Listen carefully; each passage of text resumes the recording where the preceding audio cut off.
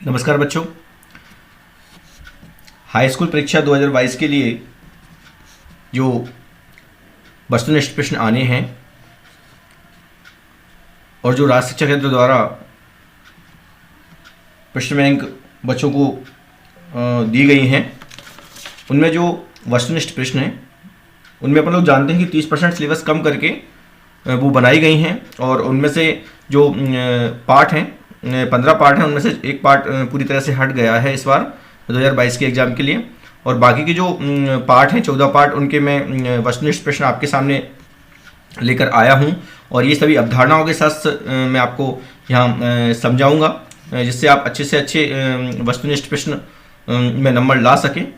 क्योंकि 32 नंबर के आने हैं। अगर 80 का पेपर होता है तो निश्चित है कि 32 नंबर के प्रश्न ये आएंगे, और अगर 100 का पेपर होता है तो उसमें 40 नंबर के प्रश्न वस्तुनिष्ठ आएंगे। तो अपन लोग यहाँ देख सकते हैं कि चलिए अपन देखते हैं और वीडियो को यहाँ शुरू करते हैं। तो पहला वाला जो अध्याय है वास्तविक संख्याएं, तो वास्तविक संख्याओं वाला जो चैप्टर है उसमें अपन लोग देख पा रहे हैं कि जो ब्लूप्रिंट है उसके अकॉर्डिंग 1 अंक का इसमें 3 प्रश्न आएंगे 1 अंक वाले, और 2 अंक वाले 1 प्रश्न आएगा, और 3 अंक वाला और 4 अंक वाला कुछ नहीं। कुल मिला के इस वाले जो पार्ट है वास्तविक संख्या उसमें से 5 अंक का जो है प्रश्न आने हैं। तो यहाँ पे अपन चलिए शुरू करते हैं और अवधारणाओं सहित वस्तुनिष्ठ प्रश्नों को सॉल्व करते हैं और देखते हैं कि क्या इनका आंसर होगा यहाँ पर। तो ये पहला प्रश्न यहाँ पे आता है, लिखा हुआ है सही विकल्प चुनिए। तो यहाँ पे पहला ये प्रश्न आया है और इसमें लिखा है कि 96 और 404 का SCF होगा, और ये 4 यहाँ ऑप्शन दिए गए हैं। तो यहाँ पे 96 और 404 का जो SCF होगा, यानी कि 96 और 404 कौन सी संख्या से दोनों कट जाएंगे। और सिंपली अपन लोग इसी तरह से ये एक विधि है, गुणनखंड विधि, जिससे अपन लोग ये इसे सॉल्व भी कर सकते हैं। तो 4 से अपन काट के यहाँ देख पा रहे हैं कि 96 को 4 से काटने पर 4 से कट जाता है, और 404 भी जो है वो 4 से कट जाता है, यानी दोनों संख्याएं 4 से कट जाती हैं। और इसके बाद ये 4 से नहीं कटनी, इसका मतलब ये जो 4 है वो दोनों संख्याओं को काट देता है। इसका मतलब ये SCF दोनों का 4 है। तो इसका जो पहले वाला जो प्रश्न है, इसका जो आंसर है वो बी नंबर का ऑप्शन है, 4 जो लिखा हुआ है वो ऑप्शन है। चलिए अगले वाले प्रश्न पर चलते हैं और देखते हैं 12 दूसरा वाला जो प्रश्न है उसमें 12 और 15 का SCF क्या है, ये पूछा गया है। तो अपन सिंपली बात जानते हैं कि 12 और जो 15 है वो किस पहाड़े में आते हैं या किस संख्या से वो दोनों कट सकते हैं। तो अपन देख सकते हैं यहाँ पे 12 और जो 15 है वो 3 से कट सकता है। 3 चौके 12 होते हैं, 3 पाँचे 15 होते हैं। और दूसरी बात, इसको अपन लोग गुणनखंड विधि से सॉल्व भी कर सकते हैं। तो यहाँ पर देख सकते हैं कि 12 और 15 को जब काटा गया तो ये 3 से 4 बार 12 कट गया, और 3 से 15 5 बार यहाँ पे कट गया। तो यहाँ पर देख पा रहे हैं कि ये एक साथ गुणनखंड करने की विधि है, और अलग अलग गुणनखंड करके भी अपन तो देख सकते हैं। जो तो कॉमन वाले जो फैक्टर होंगे दोनों में, उनको अपन लोग SCF कहते हैं। तो यहाँ पे 3 से ये कट जाएगा, तो इसका SCF जो होगा ए नंबर का आंसर सही होगा 3। चलिए आगे बढ़ते हैं और देखते हैं अपन लोग यहाँ पे तीसरा वाला जो प्रश्न है वो देख लेते हैं। तो उसमें लिखा है कि 2 संख्याओं का गुणनफल 32 है और उनका LCM 8 है, तो उनका SCF क्या होगा, ये पूछा गया। तो अपन लोग यहाँ जानते हैं एक फार्मूला होता है कि संख्याओं का गुणनफल बराबर LCM गुणित SCF। तो निश्चित बात है कि जब अपन लोग SCF अपन को निकालना है तो ये गुणनफल में 32 जो है उसमें अपन लोग LCM 8 का भाग दे देंगे, तो जो हो जाएगा 8 चौके 32, मतलब 4 बार भाग चला जाएगा, तो SCF का मान 4 आ जाएगा। और यहाँ भी अपन देख भी सकते हैं कि SCF निकालना है तो जो गुणा है संख्याओं का उसमें LCM का भाग दे देंगे। तो 32 में 8 का जब भाग जाएगा तो 8 चौके 32, 4 आएगा, यानी कि। तो यहाँ तीसरे वाले जो प्रश्न का उत्तर है वो ए नंबर का सही है, 4। अब यहाँ चौथा प्रश्न आता है और चौथे प्रश्न में अपन देख पा रहे हैं कि 4 और 7 का महत्तम समवर्तक निकालना है, यानी SCF निकालना है। तो निश्चित है कि 4 और 7 किसी भी पहाड़े में नहीं आते हैं, मतलब इनका जो कॉमन फैक्टर है वो कितना रहेगा, वो 1 रहेगा। यानी कहने का मतलब दोनों का जो मासा है वो 1 निकल के आएगा। आपस में जो अभाज्य है और अभाज्य संख्याओं का जो मासा होता है वो 1 होता है, मतलब महत्तम समवर्तक 1 होता है। तो यहाँ पहले वाला जो आंसर है वो इस वाले चौथे प्रश्न का सही है, 1। अब पांचवा प्रश्न यहाँ पे आता है, किसी पूर्णांक m के लिए समपूर्णांक निम्न स्वरूप का होता है। तो यहाँ पे बात आती है कि जब समपूर्णांक कोई भी रहता है तो निश्चित है कि वो 2 से विभाज्य होता है, 2 से कट जाता है, या कह सकते हैं अपन 2 का गुणज होता है। तो अपन देख पा रहे हैं कि यहाँ पे ये 2 का गुणज तो है, लेकिन 3 यहाँ ऐड हुआ, यहाँ पे ये भी 2 का गुणज है लेकिन 1 यहाँ ऐड हो रहा है। लेकिन ये संख्या 2 का गुणज है, साफ साफ यहाँ दिख रहा है।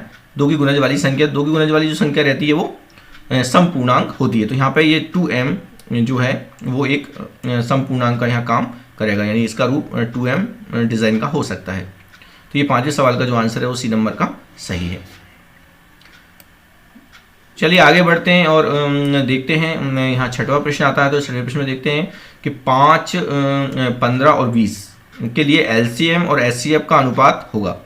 तो यहाँ पे बात ये आती है कि जो 5 है, 15 है, 20 है, इनका LCM क्या होगा। तो 5, 15 और 20 इनका जो LCM निकाला जाएगा और HCF निकाला जाएगा। तो LCM तो अपन जानते हैं कि HCF जो होता है वो एक ऐसी वैल्यू होती है जो तीनों में जिसका भाग चला जाए। तो निश्चित है कि 5 एक ऐसी संख्या है, 5 में जा सकता है, 15 में भी चला जाएगा और 20 में भी चला जाएगा। तो निश्चित है कि इसका जो HCF आएगा वो 5 आएगा। अब LCM क्या होता है, LCM एक ऐसा नंबर होता है जिसमें तीनों का भाग चला जाए इनका, तो वो नंबर बनेगा 60। तो 60 में 5 का भी भाग जा सकता है, 15 का भी जा सकता है और 20 का भी जा सकता है। तो 60 यानी LCM यानी 60 बटे अपन को 5 लिखना है। तो 60 बटे जब 5 लिखेंगे तो 5 का 60 में भाग जाएगा, कितने बार जाएगा, मतलब LCM का मान 60 आया है, HCF का मान 5 आया, तो कट के आएगा 12/1, क्योंकि 12 पंजे 60 होता है। तो 12/1 आया, यानी 12:1 आएगा। तो इसमें जो आंसर है वो चौथे नंबर का डी नंबर का सही है, 12:1। तो इस तरह से इस वाले प्रश्न का आंसर डी नंबर का सही है। चलिए आगे बढ़ते हैं और अभी रिक्त स्थान अपन लोग देखते हैं कि रिक्त स्थान में किस तरह से फिलअप करेंगे, भरेंगे अपन लोग इनको जानकारी। तो यहाँ पहला जो प्रश्न आता है वो इस तरह से देख पा रहे हैं अपन लोग कि भाज्य, भाजक, भागफल और शेषफल में संबंध वाला जो सूत्र होता है, वैसे भी अपन लोग जानते हैं कि जो भाग की प्रक्रिया है वो 4 चीज़ों से मिलकर बनी होती है। इसमें एक भाज्य होता है, एक भाजक होता है, एक भागफल होता है, एक शेषफल होता है, और इनमें आपस में जो संबंध होता है वो इस तरह से होता है कि भाज्य बराबर भाजक गुणित भागफल प्लस शेषफल। तो निश्चित है कि इनमें से अगर 4 चीज़ों में से कोई एक चीज़ गायब होगी तो वहाँ पे वो खाली स्थान में वो चीज़ जो गायब चीज़ है उसी को भरना पड़ेगा। हो सकता है एग्जाम में यहाँ पे शेषफल गायब थे तो अपन ने यहाँ पे चौथा हिस्सा शेषफल भर दिया। अगर मान लो यहाँ पे ये वाला हिस्सा आगे का भाज्य गायब होता है यहाँ पे, तो ये 3 के अलावा चौथा कौन है, भाज्य, तो भाज्य को अपन लोग यहाँ भर देते। मान लो यहाँ से अगर ये खाली स्थान में गायब होता भाजक, तो यहाँ पे भाजक भर देते। तो कहने का मतलब ये कि चारों चीज़ों में से कोई चीज़ जो गायब होगी वो अपन लोग खाली जगह पे भर देंगे। तो ऐसा खाली स्थान पेपर में अधिकतर पूछा जाता रहता है। अब इसका दूसरा वाला आता है रिक्त स्थान में, इसमें लिखा हुआ है कि 8, 9, 25। तो 8, 9, 25 का HCF क्या होगा। तो सिंपल सी बात है कि HCF एक ऐसा नंबर होता है जो सभी को डिवाइड कर दे। तो 8 को, 9 को, 25 को डिवाइड करने वाला कोई नंबर नहीं है। तो निश्चित है कि ये सब आवाज है आपस में, तो इसका मतलब 1 इसका HCF होगा। तो यहाँ पे 1 खाली स्थान पर 1 यहाँ पे आएगा। अब यहाँ पे बात आती है उनके ये सत्य वाली बात आती है, उनकी जो स्टेटमेंट दिए गए हैं उनको बताना है कि वो सही है कि गलत है मैथमेटिक्स के हिसाब से। तो पहला वाला जो इसमें लिखा हुआ है कि 2 धनात्मक पूर्णांक A और B दिए रहने पर ऐसी अद्वितीय पूर्ण संख्याएं Q और R विद्यमान हैं कि A बराबर BQ प्लस R, और जहाँ R का मान B से छोटा है और R के बराबर है और R से 0 से बराबर है और 0 से बड़ा है, यहाँ पे ये दिख रहा है। तो इसी तरह ये घटना वही वाली घटना यहाँ पे दिख रही है, भाज्य बराबर भाजक गुणित भागफल प्लस शेषफल, यानी एक यूक्लिड जो प्रमेय होती है वो यूक्लिड प्रमेय है, ये वाली विभाजन के लिए यूज करते हैं जिसको अपन लोग। तो ये कथन स्टेटमेंट सही है, इसका मतलब इसे यहाँ अपन लोग इसके पास में सत्य लिखेंगे, ये सत्य यहाँ पे स्टेटमेंट लिखा हुआ है, यानी कि सही स्टेटमेंट है ये। दूसरी बात है कि प्राकृत संख्या का आवाज गुणनखंड, तो जब भी अपन लोग आवाज गुणनखंड किसी भी संख्या का बनाते हैं तो वो निश्चित फिक्स होता है, वो अद्वितीय होता है। तो यहाँ पे जो कह रहे हैं अद्वितीय होता है तो सही बात है कि प्राकृत संख्या का जो आवाज गुणनखंड जो बनते हैं वो सब अद्वितीय होते हैं। तो ये भी कथन दूसरा वाला भी सही है, ट्रुथ है, यानी कि सत्य है। फिर यहाँ पे चौथा प्रश्न आता है शब्द और वाक्य में उत्तर लिखने वाला, एक शब्द में और एक वाक्य में उत्तर लिखने वाला। तो यहाँ 94, 94 और 404 को अगर देखा जाए तो ये 2 से डिवाइड हो सकते हैं, 2 से ये दोनों डिवाइड हो जाएंगे और 2 से डिवाइड होने पर इसका मतलब ये हुआ कि इनका HCF 2 आएगा। फिर यहाँ पे दूसरा वाला जो क्वेश्चन है वो है किसी पूर्णांक p के लिए 2p + 1 सम होगा या विषम होगा। तो निश्चित बात है जब 2p टाइप में अगर कोई रहता है तो वो सम संख्या होगी, क्योंकि 2 का गुणा हो रहा है उसमें, और जब सम संख्या में अपन लोग 1 जोड़ देते हैं तो वो विषम संख्या बनती है। तो यहाँ पे 2p + 1 डिजाइन का जो भी डिजाइन होता है 2p + 1 टाइप का वो विषम संख्या ही बनेगी, यानी कि ये विषम है यहाँ पे। तो इसके पीछे अपन लोग यहाँ पे लिख देंगे कि ये कैसा रूप है, ये विषम का रूप है 2p + 1। चलिए आगे बढ़ते हैं और देखते हैं अपन लोग इसमें अब दूसरा वाला जो पार्ट आता है जिसे अपन लोग बहुपद कहते हैं, बहुपद लिखा हुआ है। इस वाले पार्ट में से सेकंड वाले अध्याय में से बहुपद में से 1 अंक वाले 3 प्रश्न आना है और 2 अंक वाला 1 प्रश्न आना है। तो इसमें से भी 5 नंबर का कुल पूछा जाना है एग्जाम में। चलिए आगे बढ़ते हैं और देखते हैं इनके प्रश्नों को अपन लोग देख लेते हैं एक बार। तो यहाँ पे सही विकल्प वाले आते हैं। पहले प्रश्न 4 जिनके आंसर रहते हैं उनमें से सही विकल्प चुनना होता है। तो यदि द्वितीय बहुपद ax वर्ग प्लस bx प्लस c के शून्यक अल्फा और बीटा हों तो अल्फा डॉट बीटा का मान क्या होगा।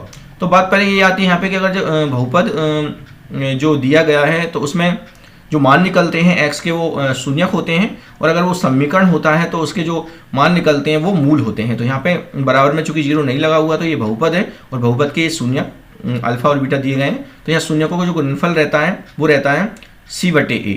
तो यहाँ पे c का मान और बटे a का मान रहता है। तो यहाँ c बटे a कौन सा देखते हैं, शून्यकों का गुणनफल ये c बटे a। तो इसका जो पहले वाले का जो आंसर है वो पहला वाला ऑप्शन c बटे a सही है ए नंबर का। दूसरा वाला प्रश्न देखते हैं कि यदि द्वितीय बहुपद ax square plus bx plus c के शून्यक अल्फा और बीटा हैं तो यहाँ शून्यकों को योग की बात चल रही है यहाँ। तो अपन जानते हैं कि शून्यकों का जो योगफल होता है वो माइनस के b बटे a होता है अकॉर्डिंग टू बहुपद। तो यहाँ माइनस b बटे a यानी कि अपन देख सकते हैं चारों ऑप्शन में से ये c नंबर का माइनस b बटे a जो है वो सही है ऑप्शन। फिर ये तीसरा वाला जो प्रश्न आता है उसमें लिखा है रेखीय बहुपद ax प्लस b का शून्यक होगा। तो यहाँ पे बात आती है कि जब ax प्लस b किसी भी बहुपद का अपन शून्यक निकालते हैं तो उसको 0 के बराबर पहले पुटअप करना पड़ता है, उसे 0 के बराबर लिखना पड़ता है। तो ax प्लस b को जब अपन 0 के बराबर लिखेंगे तो x की वैल्यू ऑब्टेन करेंगे तो माइनस के b बटे a आएगी। यानी कि इस वाले प्रश्न का जो उत्तर है तीसरे वाले का उसी नंबर का ऑप्शन सही है माइनस के b बटे a। चलिए आगे बढ़ते हैं और देखते हैं अपन लोग यहाँ पे कि जो चौथा प्रश्न है उसमें बहुपद x स्क्वायर माइनस 3 के शून्यक होंगे ऐसा वो कह रहे हैं। तो जब भी किसी बहुपद का शून्यक निकालना होता है तो उसको 0 के बराबर रखना होता है। जैसे यहाँ पे मैं रखा हुआ है ये x square minus 3 equal to 0। तो जब x स्क्वायर की वैल्यू निकालेंगे तो माइनस 3 उस साइड पहुंच जाएगा, प्लस का हो जाएगा। और जब x की वैल्यू निकालेंगे तो अंडर रूट प्लस माइनस 3 हो जाएगा।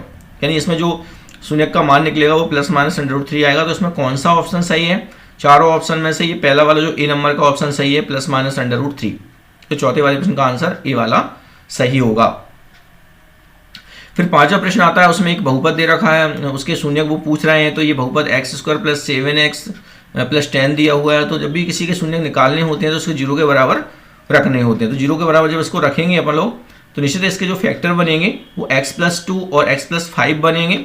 और जब इनको बारी बारी से अपन 0 के बराबर रखेंगे तो x की वैल्यू -2 आएगी पहले वाले फैक्टर से और दूसरे वाले फैक्टर से माइनस के 5 आएगी। यानी कि इसके जो शून्यक बनेंगे वो -2 -5 बनेंगे। दैट मीन्स इसमें जो पांचवें प्रश्न का जो उत्तर है वो बी नंबर का सही है -2 -5। फिर ये छठवां वाला जो प्रश्न आता है उसमें अपन कह रहे हैं कि एक बहुपद दे रखा है और मल्टीपल में 2 बहुपद का गुणा दे रखा है के लिए घात क्या होगी। तो यहाँ पर जब घात की बात आती है तो अपन को एक ध्यान रखना पड़ता है कि घात जब भी अपन लोग किसी भी बहुपद की बता पाते हैं जब वो एक मानक रूप में लिखा होता है, मानक रूप में तैयार हो जाता है तब तो अपन लोग पहले इनका मल्टीपल करेंगे x प्लस 1 का और x square minus x plus 1 इसका मल्टीपल करेंगे। जैसे कि मैंने यहाँ दिखाया गया है, इनका मल्टीपल किया, आपस में मल्टीपल करने पर ये वैल्यू ऑब्टेन हुई, कुछ पार्ट इसमें से कट गया, जो बचा हुआ पार्ट है वो -x की पावर 5 -x की पावर 4 प्लस x³ प्लस 1। तो यहाँ पे आप देख पा रहे हैं कि इसमें जो मैक्सिमम पावर चर पर रहती है बहुपद में वही उसकी घात होती है। तो यहाँ पे मैक्सिमम पावर 5 है तो निश्चित है इस बहुपद की घात 5 होगी। तो छठवें वाले प्रश्न का जो उत्तर है वो डी नंबर का 5 ये सही होगा। चलिए आगे बढ़ते हैं और आगे वाला प्रश्न देखते हैं। सातवां प्रश्न देखते हैं। सातवें प्रश्न में लिखा हुआ है कि यदि द्विघात बहुपद के शून्यक -3 तथा 4 हों तो द्विघात बहुपद होगा। तो यहाँ पे बात आती है कि शून्यक जब दिए होते हैं तो उनका कैसे अपन लोग एक द्विपद तैयार करते हैं। तो शून्यक से पहले अपन लोग फाइंड आउट कर लेते हैं। शून्यकों से पहले अपन लोग इसका योग निकाल लेंगे, कह सकते हैं शून्यकों का योग निकालेंगे तो अपन देख सकते हैं कि 1 आएगा शून्यकों का योग, और शून्यों गुणनफल निकालेंगे तो 12 आएगा। तो अपन लोग फार्मूला जो होता है x square minus alpha plus beta into alpha beta वहाँ से आ जाएगा। तो माइनस के 12 ये अल्फा बीटा का मान यहाँ पे आ जाएगा और इसका जो योग करेंगे शून्यकों का योग अल्फा प्लस बीटा का मान तो वो आ जाएगा 1, यानी कि यहाँ पे -1 आ जाएगा। कहने का मतलब और ऐसे भी कर सकते हैं, पहले अपन शून्यकों से गुणनखंड बना सकते हैं। तो x प्लस 3 बन जाएगा गुणनखंड और 4 से बन जाएगा x माइनस 4 बन जाएगा। फिर इनका जब मल्टीपल करेंगे आपस में तो x square minus x minus 12 ये बन जाएगा। तो जो इसमें से पहला वाला जो ऑप्शन है वो सातवें प्रश्न का सही है। फिर यहाँ पे बात अगली आती है आठवां वाला प्रश्न अपन लोग देखते हैं। तो आठवें वाले प्रश्न में लिखा हुआ है यहाँ पर कि किसी बहुपद के कुल शून्यक, मतलब कितने शून्य किसी बहुपद के होते हैं उस बहुपद के आरेख के निम्नलिखित पर प्रतिच्छेद के कुल बिंदुओं की संख्या के बराबर होता है। तो मतलब किस पे प्रतिच्छेद की संख्या के बराबर होता है? जो बहुपद के शून्यक होंगे वो कौन से वाले अक्ष पर संख्या कटान बिंदुओं के बराबर होगा। तो अपन देख सकते हैं यहाँ पे जब एक्स अक्ष और वाई अक्ष पर लोग बनाते हैं तो जो वक्र होता है, जो बहुपद वक्र बनाता है, तो वक्र वो जितने बार काटता है एक्स अक्ष पर वही उसके शून्यकों की संख्या होती है। दैट मीन्स यहाँ पे एक्स अक्ष आएगा, तो एक्स अक्ष पे वक्र जितनी बार काटता है वही उसकी संख्या होती है। अगर एक बार काटता है तो उसका शून्यक 1 होता है, अगर वो वक्र 2 बार उसको काट रहा है तो उसका 2 शून्यक होंगे, और अगर कहीं भी वो नहीं काटेगा अगर वक्र वो एक्स अक्ष को, तो उसका एक भी शून्यक नहीं होगा, मतलब शून्यों की उसमें जो शून्यक है उनकी संख्या 0 रहेगी। चलिए अब खाली स्थान देख लेते हैं अपन लोग इसे। खाली स्थान में, तो खाली स्थान में रेखीय बहुपद ax प्लस बी का शून्यक माइनस बी बटे ए है। निश्चित है कि जब रेखीय बहुपद इस तरह का रहेगा, इसका शून्यक अपन को पता करना है, तो 0 के बराबर जब रखेंगे इसको, तो इससे जो x की वैल्यू निकाली जाएगी वो माइनस के बी बटे ए आएगी। तो यहाँ पे खाली स्थान में माइनस के बी बटे ए आएगा। फिर यहाँ पे कह रहे हैं कि दो बहुपदों का गुणनफल। अब दो बहुपदों का गुणनफल, जब बहुपदों का गुणनफल करते हैं तो बहुपद ही बनता है, तो यहाँ पे दो बहुपदों का गुणनफल एक बहुपद होगा, तो यहाँ पे खाली स्थान में बहुपद भरा होगा। यहाँ पर दो बहुपदों का गुणनफल एक खाली स्थान होता है, यानी कि बहुपद होता है। फिर तीसरा प्रश्न यहाँ पे है कि बहुपद x² प्लस 4x प्लस 8 के शून्यकों का योग। तो अपन जानते हैं कि शून्यकों का जब योग निकालते हैं तो वो माइनस के b बटे a होता है। तो b का मान यहाँ पे देखो 4 है और a का मान यहाँ पे 1 है, तो 4 बटे 1 करेंगे, चूंकि माइनस के b बटे a होता है तो माइनस लगेगा, तो माइनस के 4 बटे 1 यानी कि -4 हो जाएगा। फिर यहाँ पे शून्य को गुणनफल कहा है, तो अपन जानते हैं कि शून्य को गुणनफल जो होता है वो c बटे a होता है। तो यहाँ c का मान अपन देख पा रहे हैं 8 है और a का मान कितना 1 है, तो 8 बटे 1 आएगा, यानी कि 8 आएगा। ऐसे देख सकते हैं अपन लोग, मूलों गुणनफल माइनस के b बटे a होता है, योग जो होता है वो माइनस b बटे होता है, और गुणनफल जो होता है अल्फा इंटू बीटा, ये प्लस गलती से लग गया यहाँ पर, अल्फा इंटू बीटा यानी c बटे a होता है। योगफल माइनस b बटे होता है और उनका गुणनफल c बटे a होता है, तो यहाँ पे क्रॉस आएगा, गलती से ये प्लस लग गया है। यदि बहुपद, ये अगला वाला जो पांचवा प्रश्न है वो k-1 x² प्लस के x प्लस 1 का एक शून्यक -3 है। तो इस बहुपद का एक शून्यक -3 दे रखा है और k का मान पता करने को वो कह रहे हैं। तो -3 अपन जब यहाँ पे किसी, चूंकि ये इसका शून्यक है तो x की जगह पे ये इसे वेरीफाई करेगा, संतुष्ट करेगा, तो -3 अपन लोग जहाँ पे x के प्लेस पर रख देंगे, यहाँ भी रख देंगे, और बराबर 0 रखकर जब इसे सॉल्व करेंगे लाइक है जैसे, तो k-1 -3 की पावर 2, जहाँ भी x है वहाँ पे अपन लोग माइनस के 3 रख देंगे, सॉल्व करेंगे तो यहाँ की k की वैल्यू प्लस के 4 बटे 3 आएगा। k का मान मतलब 4 बटे 3 आएगा, तो यहाँ खाली स्थान में 4 बटे 3 भरना होगा। फिर यहाँ पे ये तीसरा एक प्रश्न आता है, इसमें सत्य और असत वाली बात आती है यहाँ पर। तो अपन देख पा रहे हैं इसमें जब सत्य असत वाली बात आती है तो मैथ के अकॉर्डिंग उनके स्टेटमेंट देखे जाते हैं कि वो स्टेटमेंट मैथ के अकॉर्डिंग सही है कि गलत है। सही है तो अपन लोग सत्य लिख देते हैं, और अगर गलत है तो असत्य लिख देते हैं उसके सामने। तो बीजीय व्यंजक x² - 2 √x + 7 बहुपद नहीं है। तो यहाँ पे बात चल रही है कि बहुपद नहीं है कह रहे हैं, तो सही बात है कि बहुपद होने के लिए चर पर घात एक पूर्ण संख्या होनी चाहिए थी, लेकिन यहाँ पर बटे वाली संख्या पावर लगी हुई देख पा रहे हैं अपन लोग, मतलब x पर √ लगा हुआ है, इसका मतलब x पर पावर 1/2 है। तो बहुपद होने के लिए जो चर की घात होती है वो कितनी होनी चाहिए, वो आपकी एक पूर्ण संख्या होनी चाहिए। दैट मीन्स 0, 1, 2, 3 लाइक इनमें से कोई होनी चाहिए x की पावर, तो वो बहुपद होता है। तो यहाँ पे ये √ लगा हुआ है, बहुपद नहीं है, तो ये सही कह रहे हैं बात कि ये जो लिया हुआ है व्यंजक ये बहुपद नहीं है, तो सही बात कह रहे हैं वो। इसका मतलब ये कथन जो है वो ट्रुथ है, सत्य है। शून्य बहुपद की घात, जो शून्य बहुपद होती है उसकी घात को नहीं निकाला जा सकता, उसकी घात अपन लोग वेरीफाइड नहीं कर सकते, यानी वो अपरिभाषित रहती है। तो यहाँ पे कह रहे हैं कि शून्य बहुपद की घात शून्य होती है, तो ये गलत कह रहे हैं, क्योंकि शून्य बहुपद की घात तो अपन लोग परिभाषित कर ही नहीं सकते, तो ये कथन यहाँ पे गलत है, तो यहाँ पे असत्य आएगा। फिर ये तीसरा वाला, शून्य बहुपद की घात अपरिभाषित होती है, ये सही बात है कि शून्य बहुपद की घात को अपन लोग परिभाषित नहीं कर सकते, तो ये सही बात यहाँ पे कह रहे हैं, इसका मतलब ये कथन सत्य है।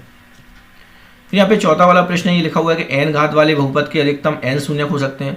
हाँ सही बात है, जैसे अपन जानते हैं कि अगर द्विघात वाला बहुपद होता है तो 2 शून्य निकलते हैं, 3 घात वाला होता है तो 3 शून्य निकलते हैं, 4 घात वाला होता है तो 4 शून्य निकलते हैं। वैसे ही n घात वाला अगर बहुपद है तो उसके n शून्यक हो सकते हैं, ये सही है, ये भी कथन आपका चौथा वाला सही है।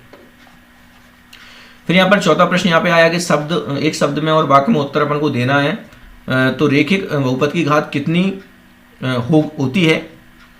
तो रेखिक बहुपद यानी कि होता है जिसमें चर की घात 1 हो, उसे अपन रेखिक बहुपद कहते हैं। तो निश्चित है कि यहाँ पे रेखिक बहुपद की घात पूछ रहे हैं, तो अपन जानते हैं कि उसका जो स्टैंडर्ड फॉर्म होता है उस तरह से होता है ax प्लस बी। तो यहाँ पे x की घात 1 होगी, यानी कि जो रेखिक बहुपद होता है उसकी घात 1 होती है। तो यहाँ पे अपन लोग पीछे उत्तर में लिख देंगे 1। ऐसे ही पूछ रहे हैं द्विघात बहुपद की घात कितनी होती है, तो जब द्विघात बहुपद है तो 2 ही होगी उसकी घात, तो यहाँ 2 लिख देंगे इसका आंसर। त्रिघात बहुपद है तो निश्चित 3 होगी उसकी घात, तो यहाँ 3 लिख देंगे। ये इसके स्टैंडर्ड फॉर्म समझने के लिए मैंने पीछे यहाँ लिख रखे हैं, इनके इस तरह का डिजाइन रहता है।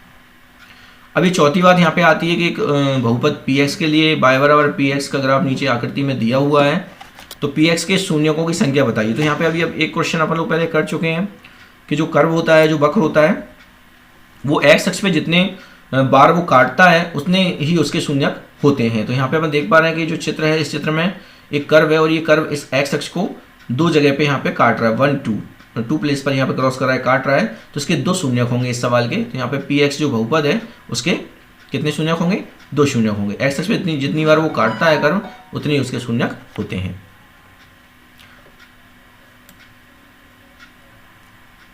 अब तीसरे वाले पार्ट को देख लेते हैं अपन लोग। इसमें तीसरे वाले पार्ट में लिखा है 2 चर वाले रेखिक समीकरण योग। तो 2 चर वाले रेखिक समीकरण योग अपन लोग जानते हैं कि रेखिक भी हैं और वो 2 चर वाले भी हैं। इसका मतलब एक्स वाई 2 चर आएंगे और उसमें चर की घात 1 भी रहेगी। तो इस तरह के समीकरण डिजाइन 2 चर वाले रेखिक समीकरण का जोड़ा रहता है। इसमें 1 अंक वाले 2 प्रश्न आएंगे तो और 4 अंक वाला 1 प्रश्न आएगा। कुल मिला के यहाँ पे 4 और 2 6, तो 6 अंक का यहाँ पे कुल क्वेश्चन आएंगे इस वाले पार्ट से, 2 चर वाले रेखिक समीकरण से। तो अब यहाँ पे कौन कौन से प्रश्न यहाँ पे बनते हैं इसमें अपन लोग देख लेते हैं महत्वपूर्ण प्रश्न, क्योंकि पेपर में इन्हीं में से आना है और ये राज्य शिक्षा केंद्र द्वारा दिया गया प्रश्न बैंक है और इन्हीं में से पेपर आना है। तो यदि आप इस वीडियो को देखते हैं और इस वीडियो को ठीक से अवलोकन इसका करते हैं तो निश्चित है कि आपके अच्छे अंक पेपर में आ जाएंगे, क्योंकि वस्तुनिष्ठ प्रश्न जो है 32 नंबर के आना है और अगर ये सही होते हैं तो आपको पास होने के लिए बहुत ही अच्छा चांस है। साथ में और प्रश्न करते हैं तो और अच्छी बात है, लेकिन पास होने के लिए आपको 32 अंक अगर आते हैं 80 में से 32 या 100 में से 40 तो बहुत बड़ी बात यहाँ पे होती है। तो अपन ये पहला वाला यहाँ प्रश्न देखते हैं। इसमें लिखा है कि निम्नलिखित में से 2 चरों में रेखिक समीकरण है। तो यहाँ पे निश्चित कि जब रेखिक समीकरण की बात चल रही है तो चर पे घात 1 होगी, निश्चित है। तो यहाँ पे अपन देख सकते हैं चारों में से जो लास्ट में है उसमें देखो चर की घात x पर भी 1 है, y पर भी 1 है, तो ये रेखिक है और x के बाद 2 चर है। तो सभी में अपन 2 चर देख रहे हैं, 2 चर वाले सभी समीकरण है, लेकिन रेखिक यही है क्योंकि किसी न किसी में 2 घात लगी हुई है। लेकिन यहाँ पर x पर भी 1 है और y पर भी 1 है। इसका मतलब ये 1 घात वाला रेखिक 2 चर वाला रेखिक समीकरण है, क्योंकि 1 घात वाले जो होते हैं उन्हीं को रेखिक कहते हैं। तो 5x + 6y = 7 ये रेखिक समीकरण का एग्जाम्पल है। दूसरा वाला प्रश्न आता है कि यदि a1/a2 नॉट इक्वल b1/b2, अगर मान लो ये 2 समीकरण रेखिक समीकरण रहते हैं और उनमें से ये वाली शर्त फॉलो होती है, आगे के दोनों के रेशियो सेम नहीं रहते हैं, बराबर नहीं रहते हैं, तो ये अद्वितीय हल की कंडीशन रहती है। मतलब उसका केवल एक हल होगा और अगर इसका डिज़ाइन किया जाएगा, इसका ग्राफीकरण किया जाएगा तो ऐसा डिज़ाइन बनेगा, 2 रेखाएं आपस में क्रॉस करती हुई नजर आएंगी। निश्चित है कि जब एक बिंदु पर क्रॉस करेंगी तो उसका हल भी 1 होगा, यानी अद्वितीय हल वाली कंडीशन ये होती है। a1/a2 बराबर नहीं है b1/b2, ये अद्वितीय हल होने की कंडीशन होती है इन रेखिक समीकरणों के योग की। तो ए नंबर का इसका जो आंसर है वो सही है दूसरे प्रश्न का। अब तीसरे में देखते हैं, तो इसमें तीसरे में देख पा रहे हैं कि आगे के 2 रेशियो तो बराबर हैं, a1/a2 b1/b2 ये तो बराबर है, लेकिन c1/c2 जो है बराबर नहीं है। तो ये इस तरह के रेखिक समीकरणों का जो योग है उसके लिए कोई हल ना होने वाली सिचुएशन होती है। अगर ऐसी सिचुएशन में आप लोग इसका ग्राफ बनाते हैं तो ये 2 समांतर लाइनें क्रिएट होती हैं और समांतर लाइन जब आपस में टच नहीं करेंगी तो इनका सॉल्यूशन भी नहीं होगा, यानी ऐसी कंडीशन में सवाल का कोई हल नहीं होता है। फिर ये चौथा यहाँ पे प्रश्न आता है और चौथे प्रश्न में अपन लोग देख पा रहे हैं, चौथे प्रश्न में अपन लोग देख पा रहे हैं यहाँ पर कि सभी इसमें रेशियो बराबर है। a1/a2 बराबर है b1/b2 बराबर है c1/c2 के रेखिक समीकरण का। अब अपन देख पा रहे हैं कि जब सभी बराबर रहते हैं तो उस कंडीशन में बहुत सारे हल निकलते हैं, अनंत सॉल्यूशन निकलते हैं, अनेक सॉल्यूशन निकलते हैं। तो ऐसी कंडीशन में अगर चित्र बनाया जाए तो वो एक दूसरे के ऊपर रेखाएं होती हैं, यानी समपाती रेखाएं होती हैं। जब रेखाएं एक दूसरे के ऊपर रहेंगी तो वो हर जगह पर टच करेंगी, यानी कि बहुत सारे सॉल्यूशन वहाँ पे निकल कर आएंगे। तो ऐसी कंडीशन में अनेक हल उस रेखिक योग के होते हैं। साथ में एक और बात यहाँ पे कह सकते हैं कि जिन समीकरणों का हल होता है वो उस कंडीशन में समीकरणों को संगत भी कहा जाता है। ये भी बात कभी कभी प्रश्न आ जाते हैं पेपर में। जैसे मान लो इसमें अद्वितीय हल में देखो हल होता है तो निश्चित इसमें जो समीकरण होंगे वो संगत होंगे, और अनंत वाली कंडीशन में भी हल होता है तो इस कंडीशन में भी जो समीकरण होंगे दोनों वो संगत होंगे। लेकिन जो ये वाली पोजीशन जो है हल ना होने वाली, इसमें हल नहीं होता है, तो इसमें जो समीकरण होंगे वो असंगत होंगे। यानी हल होता है तो वो समीकरण संगत होते हैं, और अगर हल नहीं होता है उन युग्मों का तो वो समीकरण असंगत होते हैं। ऐसे क्वेश्चन भी पेपर में कभी कभी पूछ लिए जाते हैं। फिर अगला क्वेश्चन आता है, इसमें ये दो रेखिक समीकरण दिए गए हैं और वो कह रहे हैं कि एक अद्वितीय हल होने की शर्त। तो अभी अपन लोगों ने देखा ये उन क्वेश्चनों का उल्टा सा है, तो ये a1/a2 बराबर नहीं है b1/b2 के, ये अपन देख सकते हैं। ये शर्त होती है अद्वितीय हल होने की। सिचुएशन आपको पता ही है कि जब क्रॉस करती हैं दो लाइनें तो ये सिचुएशन पैदा होती है। अगला 6वां प्रश्न है, रेखीय युग्म दिए गए हैं, कोई हल नहीं होने की शर्त। तो जब कोई हल इनका नहीं होता है ऐसी कंडीशन में ये a1/a2 और b1/b2 बराबर होते हैं, लेकिन c1/c2 बराबर नहीं होता। यानी कि इसमें रेखाएं समांतर बनती हैं, समांतर रेखाएं जब बनेंगी, जब आपस में टच ही नहीं करेंगी वो, तो उनका सॉल्यूशन नहीं होता है। यानी जब इस कंडीशन में कोई सवाल का हल नहीं निकलता है। अगला आता है 7वां प्रश्न, हम देख पा रहे हैं कि दो रेखिक समीकरण दिए गए हैं और अनंत हल वाली बात यहाँ पे कह रहे हैं। तो अनंत हल वाली कंडीशन में सभी रेशियो बराबर होते हैं, a1/a2 बराबर b1/b2 बराबर c1/c2। ऐसी स्थिति में रेखाएं संपाती होती हैं, और रेखाएं जब संपाती रहती हैं तो वो हर जगह पर टच करेंगी, और हर जगह पर टच करेंगी तो बहुत सारे सॉल्यूशन वहाँ पे निकलते हैं, यानी अनंत सॉल्यूशन निकलते हैं, अनंत हल निकलते हैं। चलिए अभी दूसरा प्रश्न आता है, यहाँ पर रिक्त स्थान की पूर्ति कीजिए। तो समीकरण 2x + 3y = 5 में यदि x बराबर 1 तो y बराबर 1 होगा। तो यहाँ पे अपन देख पा रहे हैं कि इस तरह के सवाल पेपर में अक्सर पूछे जाते हैं कि x की वैल्यू तो उन्हें दे रखी है और y की वैल्यू खाली स्थान में भरनी है। तो x का मान अपन लोग जब इसमें रखेंगे तो ये 2 यहाँ 2 हो जाएगा, 2 एकम 2 और 2 5 में से घट जाएंगे तो 3 और 3 का भाग जाएगा तो वो 1 आएगा। यानी कि अपन देख पा रहे हैं यहाँ सॉल्व भी किया है हमने ये सवाल, x का मान 1 रख के जब इसको सॉल्व किया तो y का वैल्यू भी 1 आया, तो यहाँ पे वैल्यू 1 आएगा यहाँ पर खाली स्थान में। दूसरा है वह समीकरण जिसको ax + by + c बराबर 0 के रूप में रखा जा सकता है, जहाँ a, b और c वास्तविक संख्याएं हैं और a और b दोनों शून्य नहीं हैं। दो चरों x और y में एक रेखिक समीकरण कहलाता है। तो सही बात है कि जब इस तरह का डिजाइन का समीकरण जो रहता है वो एक रेखिक समीकरण ही होता है। इसमें x और y दो चर हैं और वो उन पर घात 1 लगी हुई, इसका मतलब वो x y में दो चर में रेखिक समीकरण है। तो यहाँ पे आपको रेखिक खाली स्थान में रेखिक बनना पड़ेगा, रेखिक समीकरण कहलाता है। अगला है, इसमें समीकरण में 2x + y = k लिखा हुआ है, x की वैल्यू 2 दी रखी है और y की वैल्यू 1 दे रखी है। तो यहाँ पे x y के मान जब हम लोग इसमें समीकरण में रखेंगे तो k का वैल्यू साफ साफ दिख रहा है कि 5 आएगा यहाँ पर। तो k का मान यहाँ बढ़ना है खाली स्थान में 5, तो k का मान 5 यहाँ पे आएगा, खाली स्थान में 5 बनेगा। फिर ये तीसरा वाला प्रश्न है, इसमें सत्य असत्य वाली बात अपन को देखनी है। तो स्टेटमेंट जो मैथ के हिसाब से सही होंगे वो सत्य होंगे और जो गलत होंगे वो असत्य होंगे। तो दो चरों में एक रेखिक समीकरण के अनेक हल होते हैं, सही यहाँ पे देख सकते हैं, दो चरों में रेखिक समीकरण के अनेक हल होते हैं, ये सही बात है। रेखिक समीकरण में जब x के मान अपन लोग कुछ भी मानेंगे तो y के मान भी कुछ भी आएंगे। इसका मतलब ये x का मान अपन बहुत सारे मानेंगे तो y के मान भी बहुत सारे आएंगे। तो यहाँ पे दो चरों वाले रेखिक समीकरण के बहुत सारे हल होते हैं, अनंत हल होते हैं, ये कथन सही है। दूसरा वाला कथन देखते हैं कि रेखिक समीकरण का प्रत्येक हल उसके निरूपित करने वाली रेखा पर स्थित एक बिंदु होता है। सही बात है, जो रेखा पर जो चूंकि रेखा का समीकरण दो चर वाली जो रेखा रहती है वो रेखा का समीकरण जब तैयार करते हैं तो उसमें हर एक बिंदु, जो भी बिंदु रहता है उसका सॉल्यूशन रहेगा, वो लाइन पर उसका मान रहेगा। इसका मतलब उसका हर एक बिंदु एक उसका सॉल्यूशन होता है। तो ये स्टेटमेंट भी एकदम सही है, यहाँ भी सत्य लिखा जाएगा। चौथा है, एक शब्द और वाक्य में उत्तर दीजिए। तो दो चरों में रेखिक समीकरण का मानक रूप लिखिए। तो यहाँ पे बात आती है कि दो चरों में रेखिक समीकरण का मानक रूप, तो स्टैंडर्ड फॉर्म इसका ये होता है ax + by + c बराबर 0। तो ये एक स्टैंडर्ड फॉर्म है दो चर वाले रेखिक समीकरण का मानक रूप है। फिर ये दूसरी वाला बात आती है, रेखिक समीकरण y बराबर mx + 3 में यदि x बराबर -2 y बराबर 5 है तो m का मान क्या होगा। तो यहाँ पे बात आती है कि x का मान -2 दे रखा है और y का मान 5 दे रखा है। तो x का मान अपन -2 यहाँ पे रख देंगे और y का मान यहाँ पे 5 रख देंगे। तो जब x का मान सॉल्व होगा तो x की वैल्यू -1 यहाँ पे आएगी। यानी यहाँ दिखाया गया ये, यहाँ पे y का मान अपन लोग 5 रख देंगे, यहाँ x का मान यहाँ पे -2 रख देंगे तो ये 2m बराबर 2 आ जाएगा सॉल्व होकर और m = फिर -1 आ जाएगा। तो यहाँ पे m का मान -1 आएगा, ये इसका आंसर होगा। तो इस तरह से अपन लोगों ने आज देखा और ये 3 जो लेसन थे, पहला, दूसरा और तीसरा, इनके जो भी वस्तुनिष्ठ प्रश्न इसमें महत्वपूर्ण है प्रश्न बैंक के हिसाब से जो 2022 के हाई स्कूल एग्जाम में आने हैं, उनके लिए अपन लोगों ने तैयार किया। और अगली वीडियो में फिर मैं आपको अगले 3 पार्टों के वस्तुनिष्ठ प्रश्नों के बारे में मैं आपको बताऊंगा। और ये वीडियो सभी बच्चे शेयर करें, और अगर शिक्षक ये वीडियो देख रहे हैं तो अपने स्कूल के 10वीं के बच्चों को शेयर करें, जिससे वो मैथमेटिक्स में अच्छे से अच्छे नंबर ला सकें और उनके वस्तुनिष्ठ प्रश्न एकदम सही हो सकें। धन्यवाद साथियों।